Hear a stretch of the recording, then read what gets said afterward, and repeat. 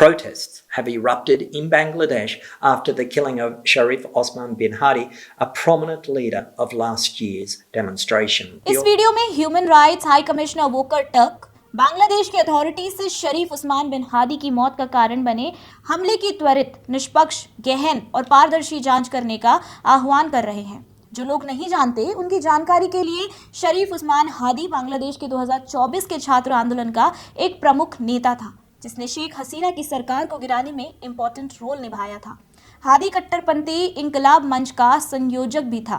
हादी सबसे कट्टरपंथी इस्लामी और भारत विरोधी आवाजों में से एक था। यूएन ह्यूमन राइट्स संगठन हादी की मौत की पूरी और पारदर्शी जांच की मांग कर रहा है। चलिए, जैसे पिछले हफ्ते कुछ भारत के ही जर्नलिस्ट कह रहे थे कि टेररिस्ट के भी ह्यूमन राइट्स होते हैं, तो फिर ये भी ठीक है। लेकिन एक तरफ जहां हादी पार असैसिनेशन अटेम्प्ट हुआ, वहीं एक कट्टरपंथी भीड़ ने एलिज्ड ब्लास्फेमी के एलिगेशन में एक हिंदू युवा दीपू चंद्रदास की बहुत ही बेरहमी से हत्या कर दी। वायरल वीडियो जो चल रही है सोशल मीडिया पर, वहां ये भी देखने को मिल रहा है कि उनकी लाइफलेस बॉडी को भी भीड़ पीटे जा रही है and he was then set on fire. इस पर यूएन मानवाधिकार संगठन की चुप्पी क्यों है? और अगर यूएन मानवाधिकार संगठन को उसका नाम तक नहीं पता तो मैं याद दिला देती हूँ। दीपू चंद्रदास अपने परिवार का इकलौता कमाने वाला व्यक्ति जो बांग्लादेश की एक कपड़ा फैक्ट्री में काम करता था। यदि यूएन ह्यूमन राइट्स कमीशन चुप ही रहना चाहता है और मानवाधिकारों की आवाज उठाने में सिलेक्टिव रवैया अपनाना चाहता है, तो उसे अपना नाम बदलकर SUNHRC कर लेना चाहिए, selective UN human rights commission. चिंता की बात सिर्फ यूएनएचआरसी जैसी वैश्विक संस्था की सिलेक्टिविटी और हिपोक्रेसी ही नहीं है, बल्कि इसके डर्टी गेम्स, पॉलिटिकल बायस और ग्लोबल क्राइसिस में इसकी इन्वॉल्वमेंट भी है।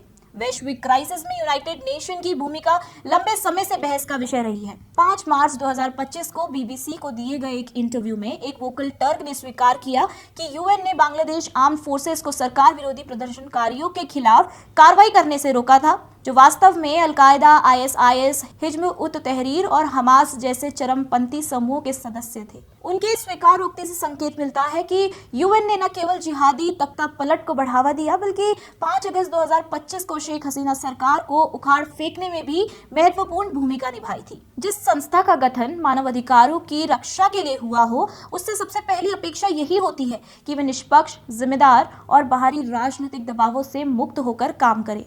लेकिन जब यूएनएचआरसी जैसे मंच बार बार सिलेक्टिविटी और डबल स्टैंडर्ड्स दिखाते हैं, तो सवाल उठना स्वाभाविक है। क्या ये संस्था सच में मानवाधिकारों की रक्षक है या सिर्फ ग्लोबल पॉलिटिक्स का एक औजार बनकर रह गई है?